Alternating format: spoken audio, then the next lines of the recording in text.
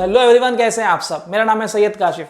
आज के दिन हम फोर्थ वाला सम कंटिन्यू करने जा रहे हैं, जो कि हार्मोनिक कॉन्जुगेट और हार्मोनिक फंक्शन पे पूरा बेस्ड है, जिसमें हम लोगों को हार्मोनिक कॉन्जुगेट भी निकालना है, हार्मोनिक फंक्शन पहले निकालना पड़ेगा और एनालिटिक है या नहीं ये भी बताना है हम लोगों को। तो एनालिटिक है या नहीं, और एनालिटिक है या नहीं का मतलब क्या हो गया, उसमें मैंने आप लोगों को लास्ट वाले सम्स में जैसे मैं डिस्कस कर चुका हूँ आप लोगों के साथ में, उसमें या तो वो कंस्ट्रक्ट वर्ड बोलेगा, जब ये वर्ड आपको मेंशन करेगा तो आपको सिर्फ 5 स्टेप्स फॉलो करने हैं। लेकिन यहाँ पर उसने हार्मोनिक फंक्शन बोल दिया पहली चीज़, दूसरा हार्मोनिक कॉन्जुगेट भी बोल दिया, तो यहाँ पर 6 स्टेप्स हम लोगों को सॉल्व करने पड़ेंगे। ठीक है ना, 6 स्टेप हम लोगों को फॉलो करने पड़ेंगे। और वो 6 स्टेप्स कुछ इस तरीके से थे जो मैं पहले आप लोगों के साथ में डिस्कस कर चुका हूँ। अगर बीच में से वीडियो देख रहे हो तो मैं सजेस्ट करूँगा कि पहले आप ये स्टेप्स एक बार देख लो, ये वाला सम एक बार देख लो, बहुत डिटेल में मैंने बताया है। ठीक है, चलो ये वाले सम से शुरू करते हैं। शो दैट द फंक्शन जैसे यहाँ पर लिख दिया है मैंने, वो बोल रहा है पहले हार्मोनिक है या नहीं है बता दो। तो सबसे पहला स्टेप हमारा आता है डेरिवेटिव का। ठीक है ना, यहाँ पर जो क्वेश्चन दिया था मैंने 2x को अंदर मल्टीप्लाई कर दिया, 1 से मल्टीप्लाई किया और फिर y से मल्टीप्लाई करा। ठीक है, सबसे पहला स्टेप था। अब क्या करेंगे, इसका डेरिवेटिव लेंगे डेबा u बाई डेबा x। तो u का derivative with respect to x अगर लेंगे तो 2 एज इट इज, x का डेरिवेटिव 1, फिर 2 एज इट इज, x का डेरिवेटिव 1 और y बचता है। ठीक है, तो यहाँ पर आएगा 2 माइनस 2y। एक बार derivative with respect to x लिया तो दूसरी बार में डेरिवेटिव लेंगे विद रिस्पेक्ट टू y। ठीक है, अब यहाँ पर y वाला बंदा गायब है तो 0, 2x एज इट इज और y का डेरिवेटिव 1 आ जाएगा, क्योंकि विथ रिस्पेक्ट टू y है। तो यहाँ पर क्या आ जाएगा, माइनस 2x।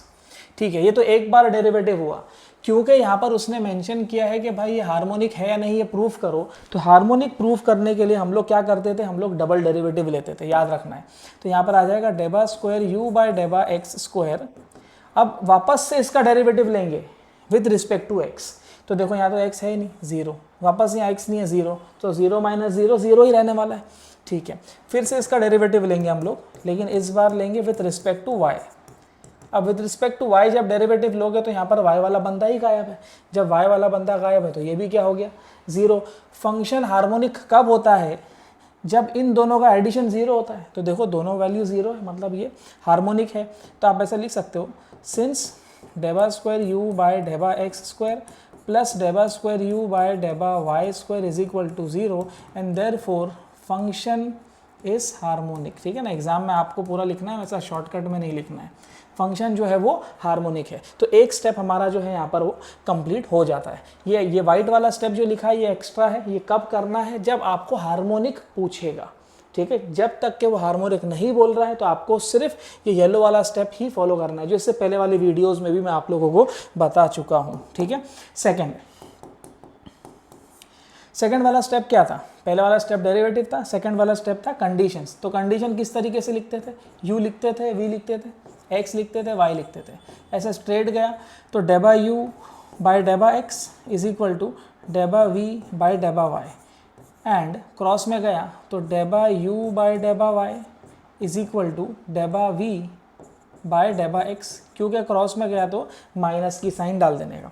सेकेंड स्टेप हो गया, थर्ड वाले स्टेप पर आ जाओ। थर्ड वाला स्टेप था F of Z. F of Z क्या होता था, u प्लस आई वी, ये सब अभी तक मालूम हो जाना चाहिए। अब क्या करेंगे, हम इसका डेरिवेटिव लेंगे with respect to x strictly. तो डेबा u बाय डेबा x प्लस आई डेबा v बाय डेबा x। ठीक है ना, व्हाट इज डेबा u बाय डेबा x, क्या है मेरे पास डेबा u बाय डेबा x, यस ये है मेरे पास। लेकिन क्या मेरे पास डेबा v बाय डेबा x है, डेबा v बाय डेबा x तो नहीं। तो हम लोग क्या करेंगे, देखो ये डेबा v बाय डेबा x मेरे पास यहाँ दिया है ना कंडीशन से, तो मैं क्या करूँगा, इसकी जगह डेबा u बाय डेबा y डाल दूंगा। तो डेबा u बाय डेबा x और इसकी जगह पे डेबा v बाय डेबा x की जगह पे ये i पहले एज इट इज आ जाएगा। डेबा v बाय डेबा x की जगह पे वी विल राइट डेबा u बाय डेबा y, और क्योंकि नेगेटिव है तो नेगेटिव की साइन हम यहाँ पर एज इट इज पुट कर देंगे। ठीक है, अभी इसके बाद में सब्सटीट्यूट भी कर दो। व्हाट इज डेबा u बाय डेबा x, डेबा u बाय डेबा x दिया हुआ है 2 minus 2y minus i times what is डेबा u बाय डेबा y, डेबा u बाय डेबा y इज माइनस 2x। ठीक है, ये वाला पार्ट भी हमारा कंप्लीट होता है। ठीक है, थर्ड स्टेप हो जाने के बाद में फोर्थ वाले स्टेप पर आएंगे, जो कि है मिलने थॉमसन। मिलने थॉमसन अच्छा आदमी था, उसने हमारा काम आसान किया। क्या बोला उसने बोला कि भाई x की जगह z डाल दो और y की जगह पे 0 डाल दो। ठीक है, हम x की जगह z डालेंगे, y की जगह पे 0 डालेंगे। So therefore f dash of z is equal to 2 minus 2y बराबर माइनस आई और माइनस 2x, x की जगह z आ जाएगा। ठीक है, कुछ कैंसिलेशन हो रहा है, चेक कर, 2 इंटू 0 तो ये तो 0 हो रहा है, सिर्फ यही कैंसिल हो रहा है। तो 2 बचा यहाँ पर, माइनस माइनस हो जाएगा प्लस, और यहाँ पर है i2z, ठीक है ना, i2z। अब क्या करेंगे, यहाँ से 2 को कॉमन ले लेंगे। जब 2 को कॉमन लेंगे तो यहाँ पर क्या आएगा, 1 प्लस iz बचा। ठीक है, अब यहाँ पर ये f डैश ऑफ z के साथ हमारा फोर्थ वाला स्टेप भी कंप्लीट होता है। ठीक है, अब फिफ्थ वाले स्टेप पे आएंगे जो कि है इंटीग्रेशन। तो अब क्या करेंगे, इंटीग्रेट करने वाले हैं यहाँ पर। ठीक है, इंटीग्रेटिंग, जब इंटीग्रेशन करते हैं ना बेटा तो ये डैश हट जाएगा। डैश का मतलब क्या था, डेरिवेटिव था, तो यहाँ पर आएगा खाली f ऑफ z। ठीक है ना, ये कुछ इस तरीके से था जो मैं इससे पहले वाले वीडियो में बता चुका हूँ। जब इसको इंटीग्रेट करोगे तो ये इंटीग्रेशन और डेरिवेटिव हट जाएगा। ठीक है, तो ऐसे ही हटा दिया हम लोगों ने। 2 as it is integral 1 plus I Z D Z.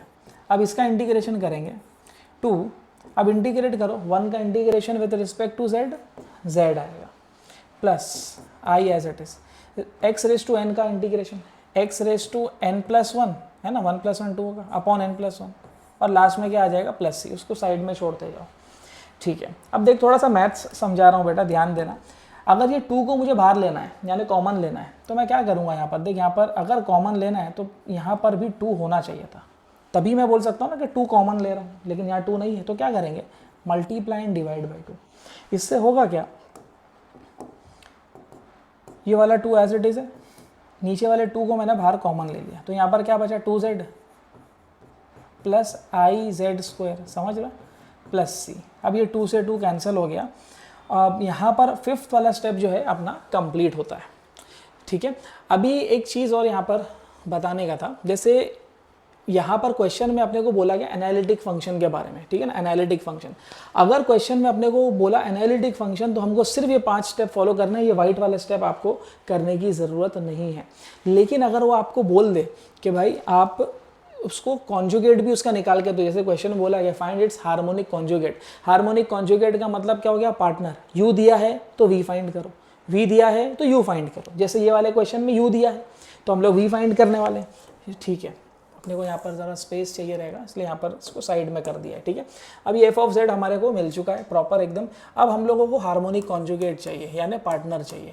अब हार्मोनिक कॉन्जुगेट के लिए हम लोग क्या करने वाले हैं, तो हार्मोनिक कॉन्जुगेट निकालने के लिए एकदम बेसिक सा स्टेप था, हम z की जगह पे x plus i Y substitute करते थे, ये हम लोगों को मालूम होना चाहिए। ठीक है ना, x z की जगह क्या डाल देंगे हम लोग, x प्लस आई वाई। ठीक है, z की जगह पर आएगा x प्लस आई वाई, यही इक्वेशन में हम लोगों को पुट करना है। 2z z की जगह आ जाएगा x plus i y plus आई,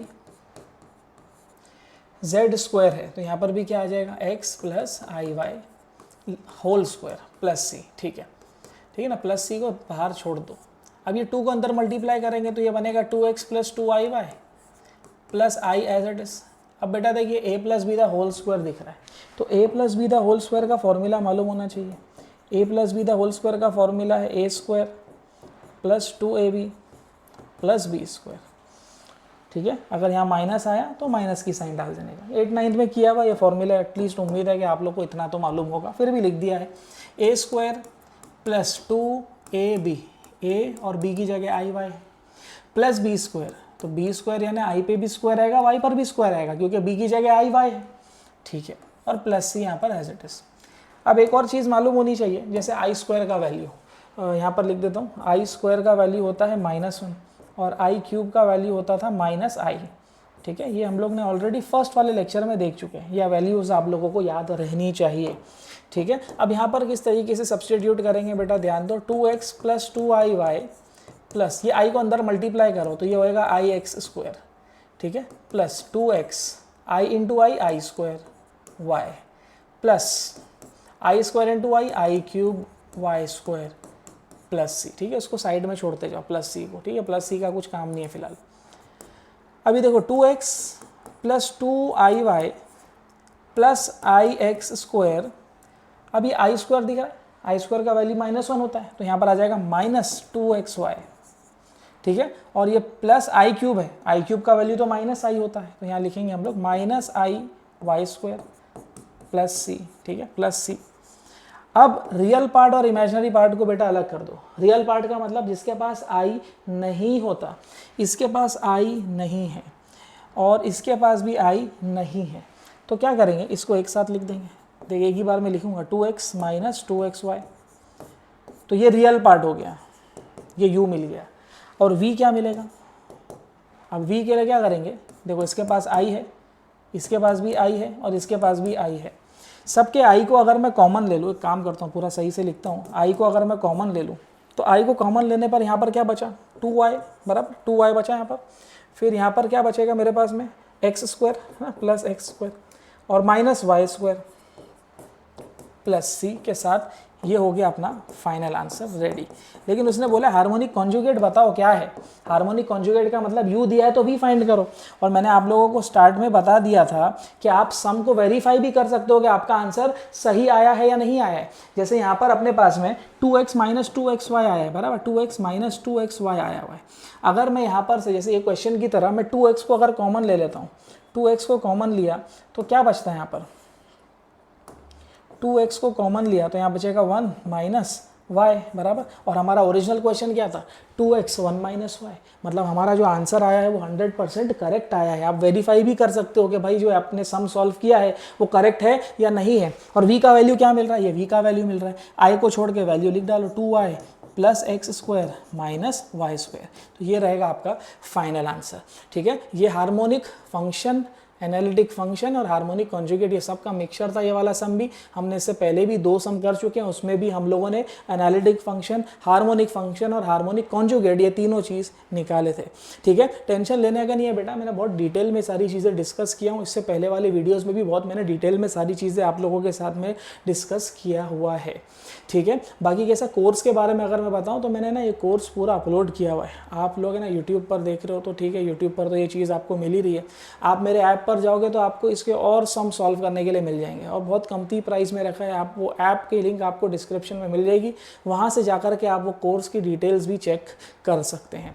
कैसा बाकी जितने भी अभी तक के पेपर्स हुए ना, रिसेंट पेपर अभी 2025 तक का, जैसे पेपर की मैं बात करूँ ये वीडियो में 2025 में बना रहा हूँ, 2026 में एक्चुअली बना रहा हूँ और 2025 तक के पेपर्स ही अभी तक मेरे पास में आए हुए हैं। तो वो सारे पेपर्स मैंने सॉल्व करके और वो सारी चीज़ें मैंने ना ऐप पर अपलोड की है। फिर आप लोगों को और क्या फैसिलिटी मिलने वाली है अगर वो ऐप पर आप मेरा कोई कोर्स लेते हैं तो उसमें मैंने ना डेली प्रैक्टिस प्रॉब्लम करके शीट बनाया है। जो 11th-12th वाले बंदे लोग हैं ना, उन लोगों को ये चीज़ मालूम होगी, डेली प्रैक्टिस प्रॉब्लम DPP करके शीट्स आती है। JEE नीट वाले तो खैर नहीं बोलूँगा, लेकिन जो JEE वाले स्टूडेंट्स अगर देख रहे हैं ये वीडियोस तो उन लोगों को DPP का मतलब मालूम होगा, डेली प्रैक्टिस प्रॉब्लम्स। मतलब उसमें मैंने ना सारी शीट्स रखी है, वो सम्स आप लोग सॉल्व कर सकते हो और उसका सोल्यूशन आप चाहिए तो मुझे भेज सकते हो। उसके लिए मैं आपको वेरीफाई करके दूंगा कि वो क्या सोल्यूशन, उसका आंसर सही है या नहीं है। बाकी क्या सोल्यूशन भी आप लोगों को उसका मैं प्रोवाइड करने वाला हूँ, तो टेंशन बिल्कुल लेने का नहीं है। जो भी मेरा बंदा कोर्स यहाँ पर से मेरे ऐप पर से खरीद रहा है तो ठीक है, बहुत ही कमती प्राइस में। और कोई कोर्स नहीं भी खरीदना चाहता है तो ये वीडियो लेक्चर्स देखो, मैं बोलता हूँ इनफ है आप लोगों के प्रिपरेशन के लिए। ठीक है, समझ में आया है तो pause the video to note down.